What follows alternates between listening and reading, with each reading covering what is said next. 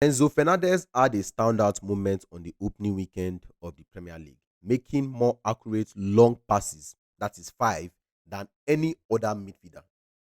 Yet, despite this impressive stats, it feels like there is an agenda against Chelsea and particularly against Enzo. Let me explain. Sure, Enzo was not at his absolute best in the Chelsea versus Manchester City game, but he definitely wasn't at his worst either. He was not the best player on the pitch, but he was not the worst player on the pitch also. It seems like people are quick to criticize him without giving him credit where it is due. Let us talk about the game. Enzo was in the thick of things, trying to control the tempo and keep Chelsea in the game. He was getting into good positions. He was spreading the ball across the field, creating opportunities and linking up with teammates.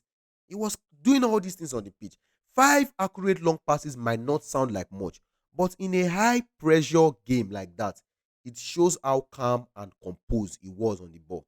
What is frustrating is that some people only focus on the negatives.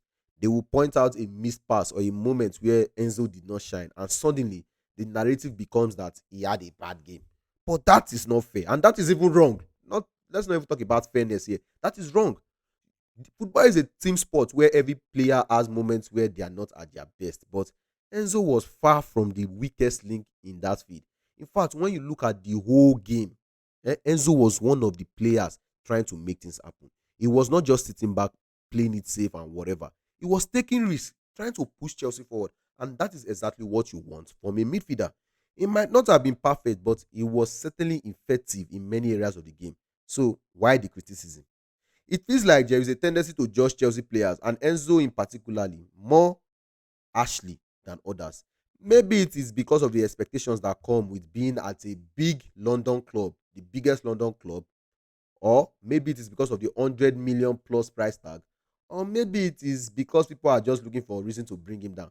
But whatever the reason, it is not fair and it is wrong. I know, yes, we cannot really talk about what is fair and not fair, but on this one, it is not fair and it is wrong.